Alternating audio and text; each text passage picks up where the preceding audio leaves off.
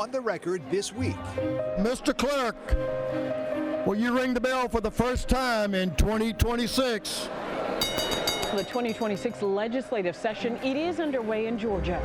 They do have a packed to-do list, but there's one thing on a lot of their minds. Affordability.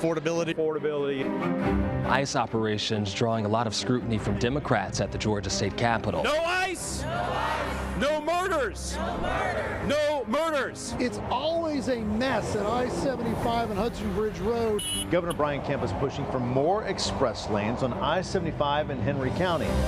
The field of candidates seeking former Georgia Congresswoman Marjorie Taylor Greene's vacant congressional district seat is set. 22 candidates qualified for the race. Georgia's Governor Brian Kemp, his final State of the State address takes place. There's more work to be done over the next 37 legislative days. And for those of you who may think I'm a lame duck, just remember I have a big red pen. Now, from Atlanta News First, the issues that matter to you. This is On the Record.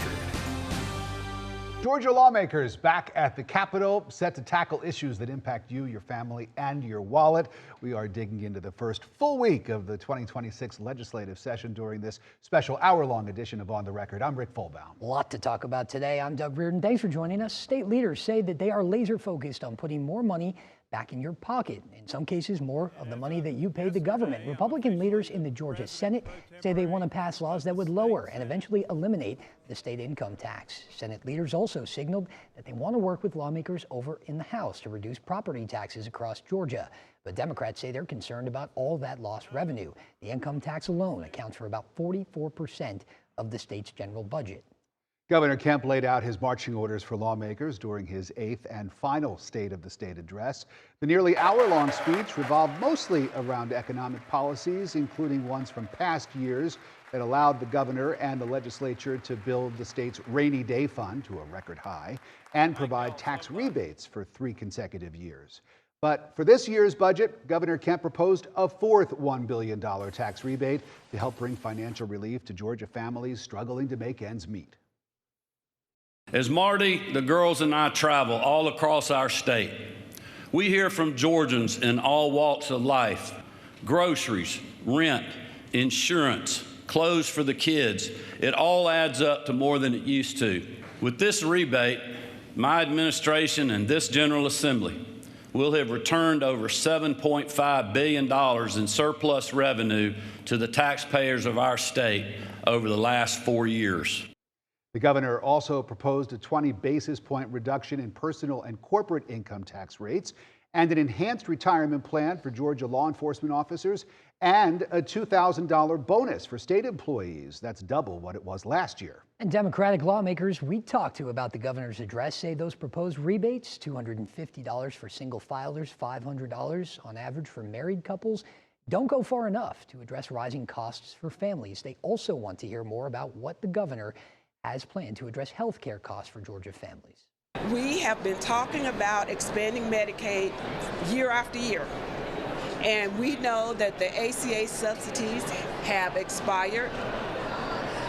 There are cuts to Medicaid coming down to us from the federal government. That's a real challenge, and I'm surprised that it was not mentioned. And our panel joins us now in the studio. Chip Lake is a veteran GOP political strategist with Glendale Strategies, and Keisha Carter is a Democratic political fundraiser and principal of Public Service Partners. Thank you both for joining us and going on the record. Keisha, let me start with you. What did you think of the governor's speech and the priorities that he laid out? Well, the one thing that I think is missing from his priorities is the affordability piece. We're not talking enough about what we should be doing to tackle the kitchen table issues. We've got a surplus in the government, but we are still having a deficit at the kitchen table. It doesn't really matter what he's talking about. $250 is not going to do much for anyone. We're talking about $20 a month when rent went up $1,800 a month last year, and most Georgians can't even afford to pay their health care costs. What are we doing to actually address those things? It seems like we're only focusing on corporates and those that can actually afford to get a break on the taxes and not doing enough to make Georgia affordable for all families that are already here. We've got a lot more work to do, and I was really more disappointed that he wasn't focusing on more legacy pieces in terms of really doing things to help rural Georgia, especially on our health care costs, especially after the failure of the Pathways program that he put forth. Yeah, and listen, we know Democrats said money is great, but they did want those more long-term solutions. And Chip, from the Republican standpoint, what jumped out to you about this? Were you satisfied with some of what the governor was talking about? Yeah, well, the first thing that jumped out to me when I was watching the governor's speech yesterday is how surreal it is that this was his 8th State of the State address and his final State of the State address. I mean, look, when he got elected governor of our state in 2018, our state was in really good shape, pretty good shape. And as a governor and as a leader, I mean, the one thing that you want to do when you leave office is to say, I left it better than I found it. And I saw a governor yesterday that feels very confident, and he's very happy in what he's accomplished. Our schools are funded, our state tax, the state tax rate has gone down for the last 4 years. He is returning $1 billion to the taxpayers this year.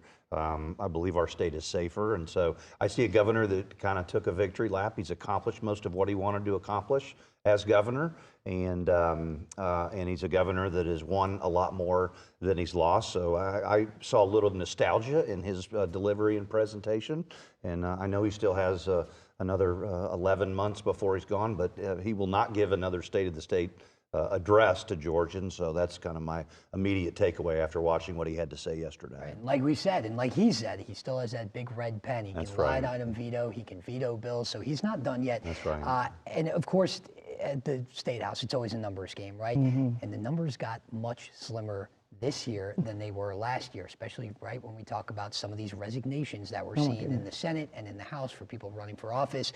Do Democrats have a better chance this year of putting up more of a fight on some of these things that in the past they really weren't able to push back on? Yeah, it's going to be difficult. Those 2 resignations in the House right there, right before session began, I don't think those were expected. And so in dealing with that, being I think we were 11 seats from the majority, and now I think we're 13. We gained 1, we lost 2. So we've got a ways to go. I think we still have a job to do to fight for the people of Georgia every single day. But when it comes to winning the majority, that's going to be done in the summer and the fall is when that fight's going to have to happen, and just try to hold the line as much as we can and hope for a fast session is what we're looking for. I'm hoping for the same. Chip, as we have seen the last few election cycles, it's very hard to win the White House if you don't win Georgia. And what better way to win the state than by putting a popular former governor on the ticket? Has Brian Kemp positioned himself as a viable presidential contender in 2028? And do you think he wants it? Well, that's a great question. At the end of the day, anybody that knows this governor knows he hates Washington, D.C. He doesn't like to travel up there every quarter when he had to as RGA chairman. And so, look, I don't have a crystal ball into what his thought process is. I don't think you're likely to see him run at the top of the ticket, but I don't think he's going to go away. We're never going to hear from him again. I think he's going to be very active politically in what happens in 2028. And, you know, to your point, I'm going to go out on a limb and say whoever wins Georgia in 2028, whichever party wins the White House here is likely going to have enough electoral votes to get sworn in as president. And I think the governor is going to be in a strong position to perhaps be a candidate for a cabinet position or maybe an ambassadorship. And so, look, being governor of Georgia is a very stressful job. He's done it now for 8 years. By all measures, it's been a big success. I think he's going to take a little bit of downtime to himself, spend a little bit of time with his family, and then determine what it is that he wants to do. But I'd be surprised if we see him running for president in 2 years. I'm just thinking, let's get through the midterms. Yeah, that's right. Okay? That's right. First things first. Yeah, that's right. Don't go anywhere. Still ahead on the record, Democratic lawmakers are now fighting to keep ICE out of Georgia. We'll tell you how. A new push to help you get a bird's eye view at an invasive species threatening Georgia farms. And a free-for-all in Northwest Georgia's special election. A lot of candidates, almost 24 of them, are fighting for that seat in Congress. Right now, the race is on in Northwest Georgia. There is just over a month and a half until Election Day in Georgia's 14th congressional district. 22 people are fighting to fill the seat in the U.S. House of Representatives, left empty by now former Congresswoman Marjorie Taylor Greene. 3 Democrats, 1 independent, a libertarian, and 17 Republican candidates qualified for the race this past week, creating a very crowded field. And we're back with our panel. Chip, it's easier to talk about who's not running for Georgia 14 than it is to talk about who is. So many candidates. How does all this play out? Look, if anybody could sit here today, Rick, and tell you how it's going to play out, you should ask them what the numbers are going to be next week for the Powerball drawing, because there are way too many candidates in this race. And there is a very compressed time frame in which these candidates have to get out and meet voters. And so it's absolute chaos. There will be some surprises. I don't know exactly what those surprises will be.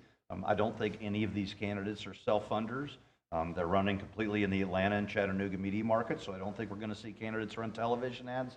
So I have absolutely no idea what's going to happen. I am a constituent in that district, and I've already started getting mail from candidates, and so I'm looking forward to being a spectator to watch this race over the next 4 to 8 weeks. Yeah, I mean, and then they have to do it all again a couple months later, too. So we could be talking like 5, 6 elections here.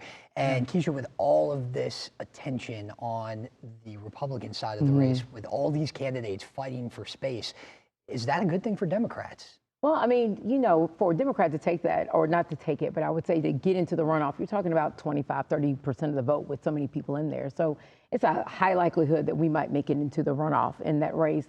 Trying to win that in the general in that district, I think would be very difficult to do, even in 2026 America, where we are. But I mean, I think you can at least be competitive. I know that Sean ran before, and he's got a turnout mechanism, as well as he's going to have quite a bit of money to be able to talk about what he's done before. So I expect that probably one of the Democrats will come into the runoff, but it's going to be a clown car of folks running this thing. So it's going to be interesting to watch. Yeah, it already is. And here's the thing. Marjorie Taylor Greene has said she will not be making an endorsement in the race to fill her own seat. But one candidate in the race is hoping that his time working alongside Congresswoman Greene will help put him over the edge. Jim Tully formerly served as GOP chairman for the 14th District and as head of Greene's district office. And he told me he launched his campaign to make sure whoever does represent the 14th in Congress next isn't doing it just for the promotion. You've worked with Congresswoman Greene in the past before. What was it like to kind of be behind the scenes of that operation? It was absolutely amazing to have the most recognizable female member of Congress ask you to come join the team. Was quite the opportunity. You're in this position now where you could be her predecessor. And so having worked with her in the past, what did you glean from her style and from her way of running things? Marjorie's responsiveness to the voter, to the children, the blue-collar workers, to business owners, all of them was incredible, the way that she could react and talk to them how they needed to be talked to, listen to them, to the things that they said, and then take that to Washington and be responsive individually. That was the best part, to be responsible individually to her constituents, and it was an amazing thing. Do you want to be that firebrand style politician? Well, there's many different ways to fight, and to be a firebrand, I think, has run its course.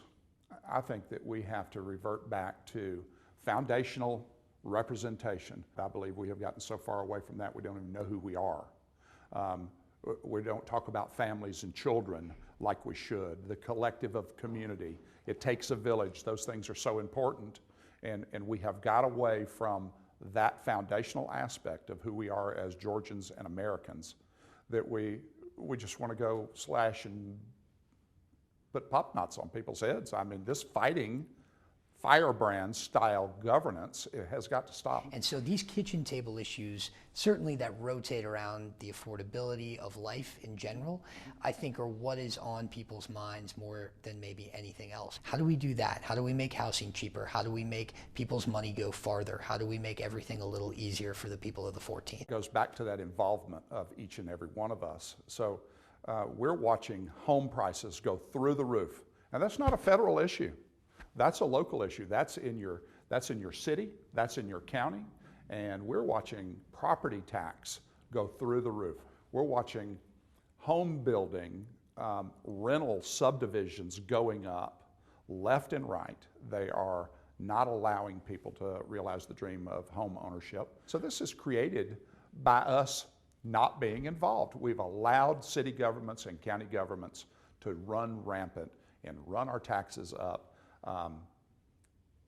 creating this affordability and housing crisis that makes houses too expensive. Things that I can do as the congressman is to help alleviate unnecessary regulations, environmental protection regulations that cause it to be difficult to deliver energy to America. Has the capabilities. We should get out of the way, government should get out of the way and let top-notch American companies do what they do best, and that's provide goods and services to the American people. The PSC election, we saw there was a Democrat elected in a very red, traditionally red Athens district to the state house.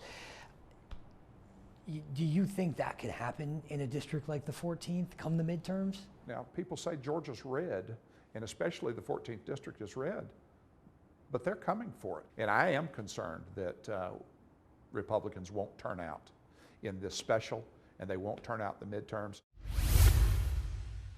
Marjorie Taylor Greene spent 5 years representing Georgia's 14th district, but one candidate in that race to replace her thinks the Congresswoman generated a lot of headlines, but not a lot of change. I spoke to Republican candidate Star Black about her campaign on the record. Certainly, Marjorie Taylor Greene was very popular in the 14th district.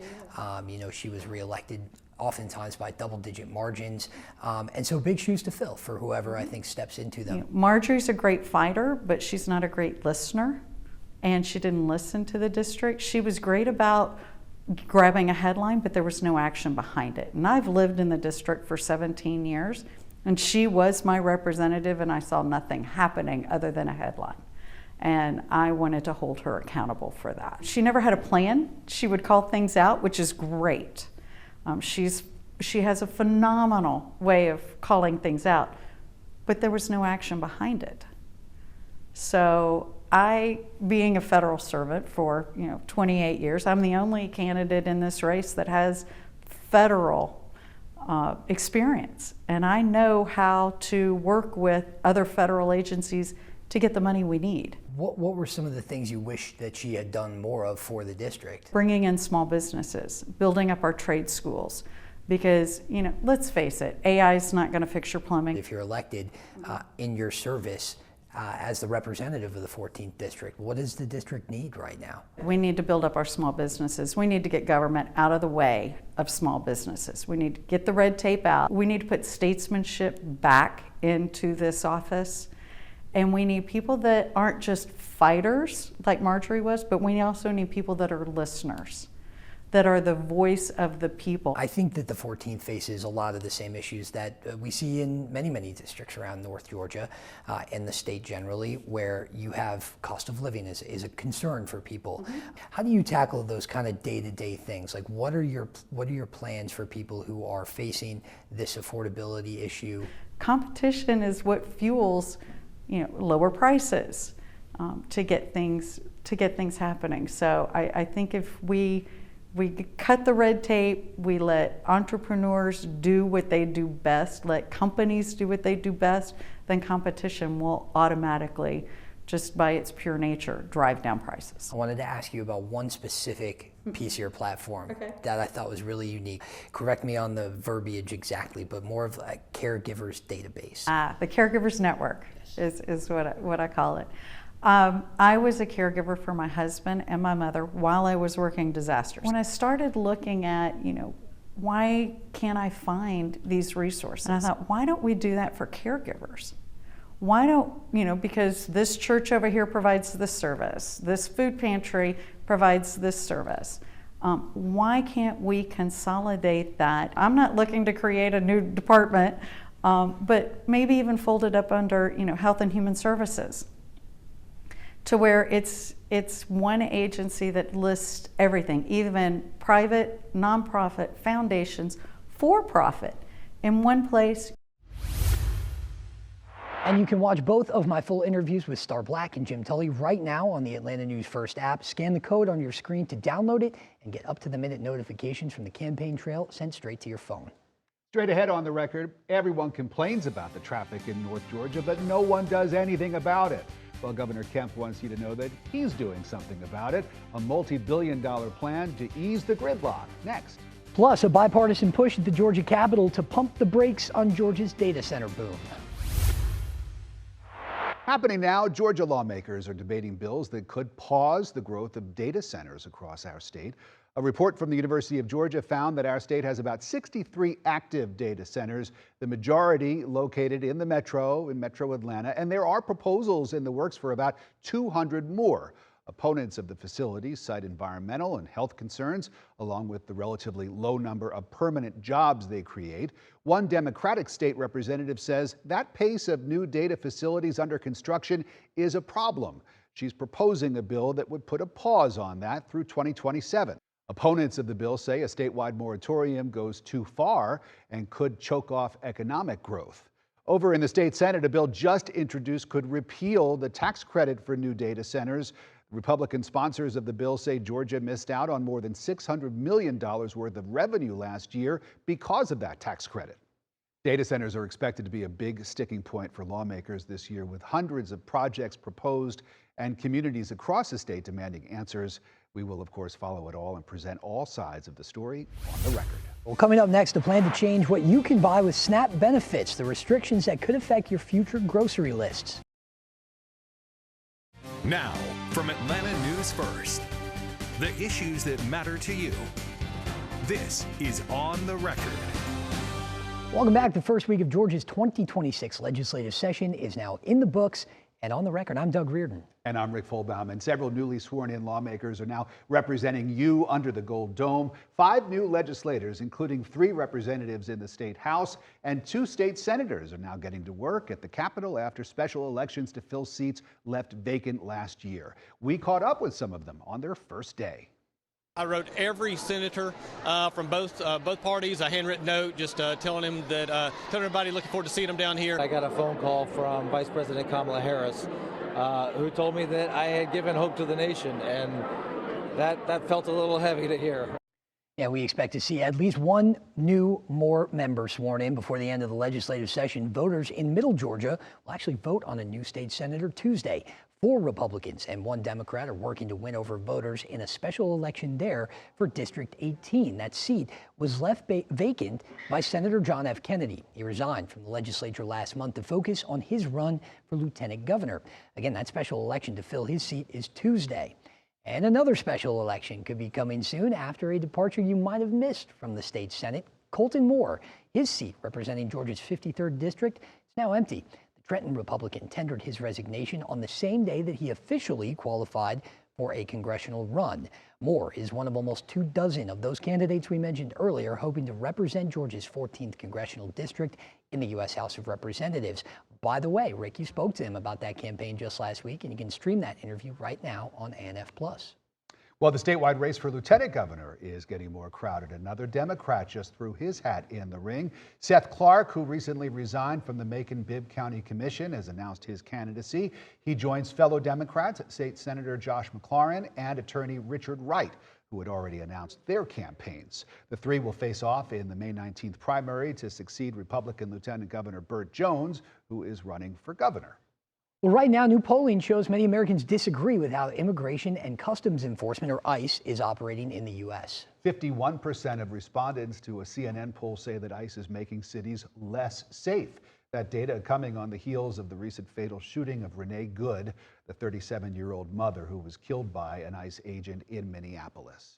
ICE operations like the one in Minnesota are drawing scrutiny from Democrats at the Georgia Capitol. And Democratic leaders in the Senate actually rolled out a package of bills aimed at limiting how the agency operates in our state. The proposed legislation would require ICE agents to identify themselves visibly and limit enforcement actions in sensitive locations. That includes schools, churches, hospitals. Mildred Pierre, whose husband Rodney Taylor is currently being held at a detention center, supports that legislation, but Republican leaders criticized the proposals. Listen. The gentlemen did not have any markings on their bulletproof vests. It was scary because they all had their guns, and my kids were in the car. My bill will call for ICE agents to take off their mask, to show their face. We have men who show up in tactical equipment, but nothing that identifies them as federal agents. As far as wearing of tactical gear, whether it be a mask, a helmet, or anything else, that is a decision made based case by case, and the supervisors make those determinations. Not a group of legislators sitting in an air-conditioned and heated room in the middle of Atlanta, Georgia. Let's reintroduce our panel. Chip Lake is a veteran GOP political strategist with Glendale Strategies, And Keisha Carter is a Democratic political fundraiser, principal of Public Service Partners. Thank you again for joining us and going on the record. And Chip, of course, voters elected Donald Trump in part because of his promise to crack down on illegal immigration. But is this what they signed up for? You know, Rick, for decades, one of the biggest criticisms that I hear from voters, and it's not criticisms limited to Republicans or Democrats, but is that people run for office and they say one thing and then they get into office and they do something else. If you go back and look at any of the footage from any of Donald Trump's rallies and any of his campaign rhetoric last cycle, he was very clear that he was going to step up enforcement on the immigration issue. So I think, yes, he's doing exactly what he said he was going to do on the campaign trail. And Keisha, we have a number of detention facilities here in Georgia. They're considering adding more. In fact, we just learned that in the last couple of weeks. Do you see this being, again, one of the biggest political issues going into not just the 26 midterms, but maybe an extending to the 28 presidential campaign? Absolutely. I don't think this is about immigration anymore. This is about public safety. We have masked law enforcement or federal law enforcement figures going after people, citizens in the streets, not identifying themselves. And that shouldn't be stood for here in Georgia or anywhere. I think we're well past border policy or immigration. And now we're having people do things that are actually hurting our citizens, threatening insurrection acts and everything else that goes with it. We are no longer talking about immigration anymore. We've had loss of life from people that are not law enforcement, being law enforcement officers and wanting to be respected the same way, but are not doing the things that we know that our law enforcement, the good and professional ones, will do. And kind of the same question, Chip, but this is obviously Republicans have a very different view of how this is all playing out. And so how do they delicately handle this going into the 2026 midterms, you know, when we see things like what's happening in Minneapolis? Yeah, I think you're going to see Republicans run towards the border security issue and not away from it. You know, the reality is I believe that this issue is more of a base issue for both parties, that it's not an issue that really drives the middle. I think the 2026 election is probably likely going to be more of a kitchen tables issue and an affordability. Those are going to be the issues that people are talking about. To the extent that there are people in the middle that might have a concern right now with some of the activities that ICE is conducting, they're also the same people that did not like the chaos at the border and the open borders policies that I would argue we had under the previous administration. So I think Democrats know, I don't have a crystal ball to know who the Democratic nominee for governor is going to be. We know John Ossoff is running for re-election, and I think they have to be a little careful in how they answer this question too, because if this is not the solution, I don't think they're going to advocate going back to the immigration policies that we had under the previous administration. Well, let's ask our Democrat here on the panel, Keisha. I'm sure she could tell us. So if I don't know if I have that ball either. So if somebody's going to win statewide office from the U.S. Senate race, for Senator Ossoff, who's running for re-election, and the governor's race, lieutenant governor's race, they're going to have to tack to the middle a little bit on some of these issues.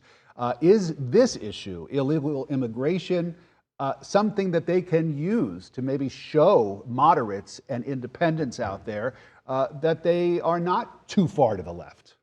I don't think this issue is about immigration anymore. I think we have to remember that. The issues that are happening right now are not happening at the border. They're happening in American streets with ICE officers. If we're talking about the crisis at the border, then this should have happened at the border. This didn't. This happened on an average American middle-class street. This is not what the American public signed up for. And I think any legislator can stand on that and say, this is not what we signed up for. We can talk about border policy. We can talk about enforced immigration. What we're not going to do is allow for American people to be shot and killed in the middle of our streets.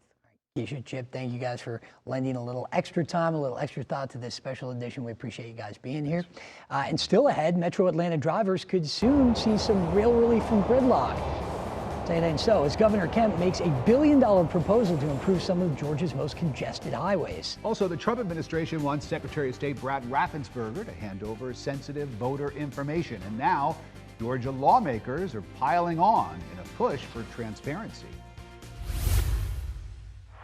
On the record right now, the race for governor is now coming back into focus after some high-profile endorsements for some of the Georgia candidates, including for Democrat Jason Estevez. The former U.S. Deputy Attorney General Sally Yates just endorsed her support of Estevez's gubernatorial campaign. Yates, an Atlanta native, made headlines back in 2017. President Donald Trump fired her for refusing to enforce his Muslim travel ban. Estevez is a former state senator and one of 7 candidates fighting to secure the Democratic nomination in that race to succeed Governor Brian Kemp. The public advocacy group created by the late conservative activist Charlie Kirk just made its endorsement in the governor's race. Turning Point Action is endorsing Lieutenant Governor Burt Jones in Georgia's Republican primary. Jones is one of 5 Republicans fighting to take over the governor's mansion next year.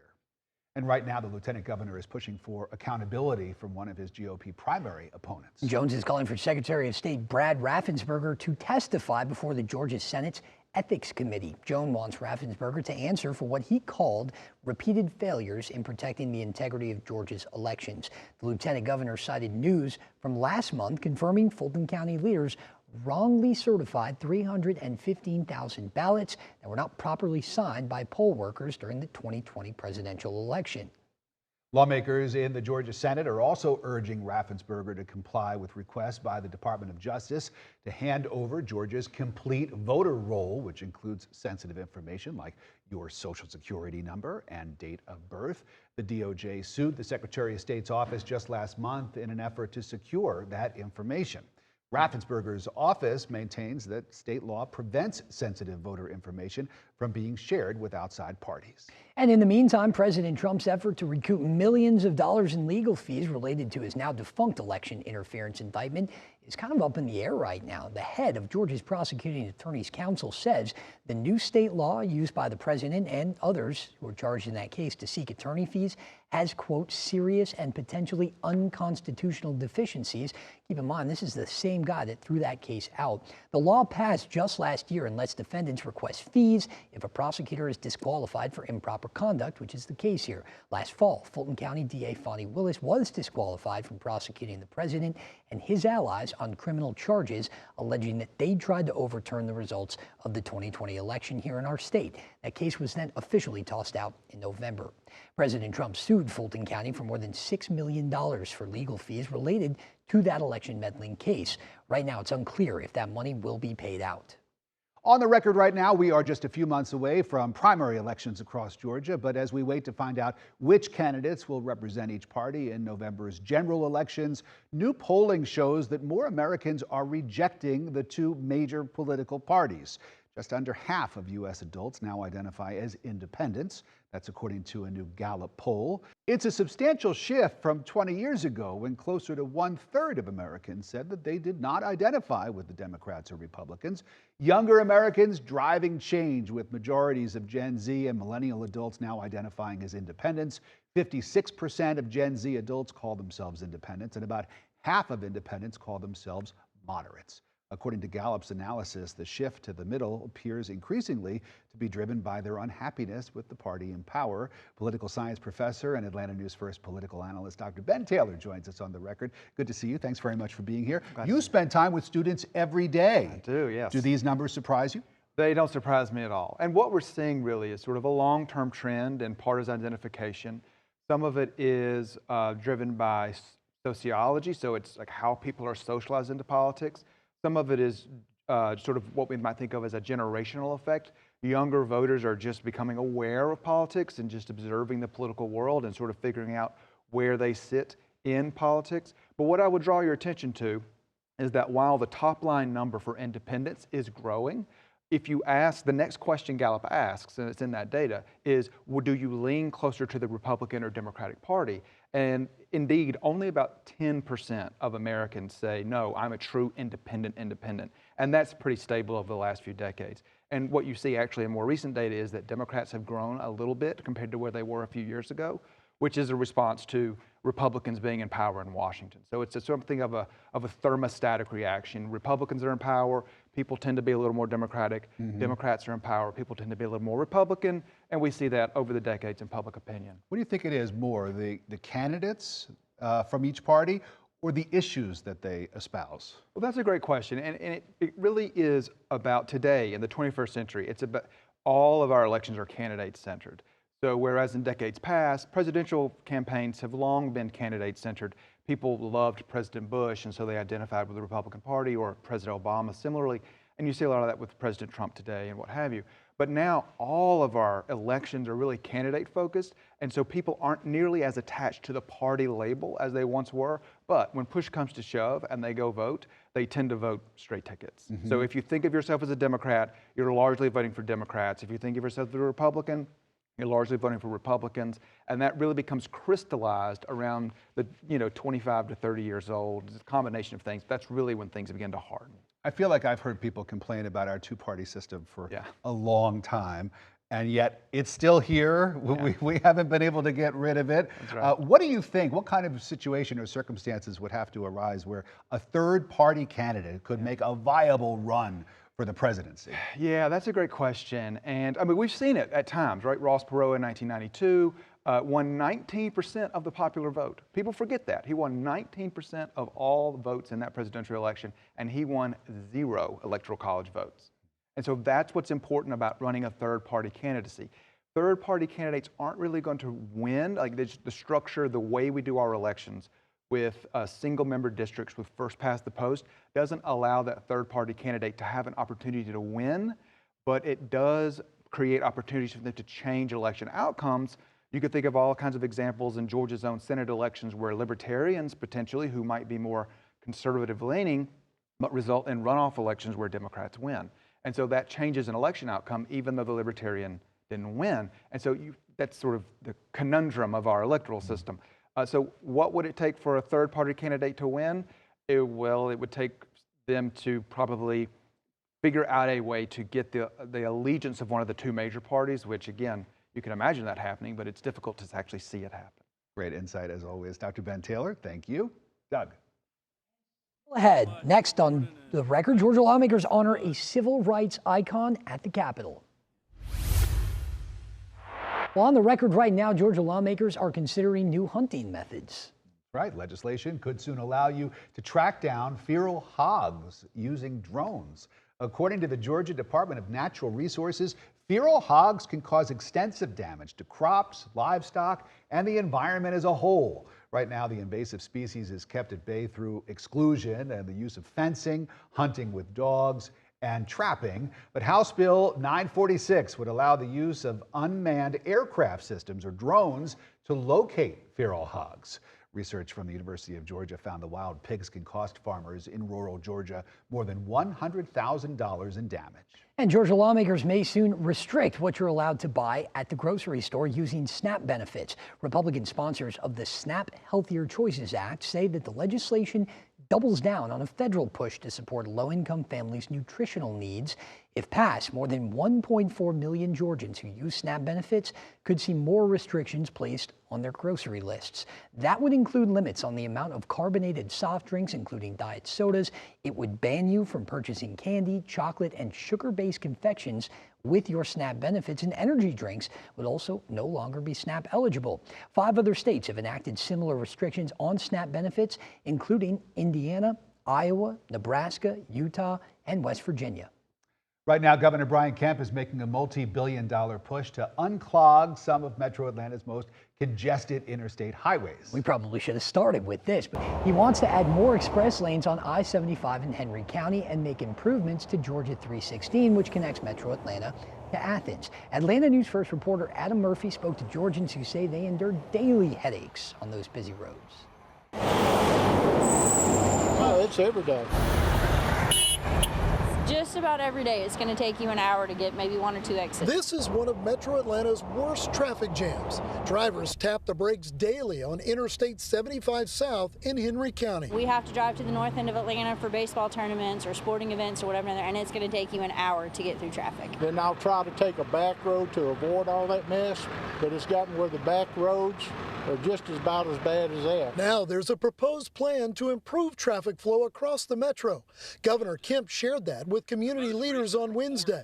He said a study shows commuters in and out of Atlanta lost at least 75 hours to traffic at a cost of over $1,400 a person. By their calculations, hours lost to traffic in Metro Atlanta increased by 23% just in the last 2 years alone, the third highest increase in the country. The governor proposed an investment of $1.8 billion to increase roadway capacity on 75 South in Henry County by adding dedicated express lanes in both directions. He also proposed $200 million to continue roadway improvements on Georgia Highway 316 between Atlanta and Athens. For right now, I mean, you can add as many lanes as you want, but eventually you're going to run out of real estate. If you put more lanes in, I think you have more accidents.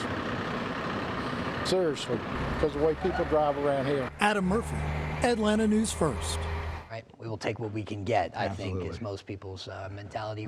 Well, this week we are pausing to remember an Atlanta native and a civil rights icon. Dr. Martin Luther King Jr.'s fight for justice and equality now being highlighted across the nation and at the Georgia State Capitol. Governor Brian Kemp was on hand as State Representative Billy Mitchell led lawmakers in a solemn ceremony under the Gold Dome, as they reflected on Dr. King's lifelong dedication to service, what it means to them. All right, and that is our show. Thank you to our guests, Keisha Carter and Chip Lake, as well as Dr. Ben Taylor. And thank you for watching. We'll see you next Sunday.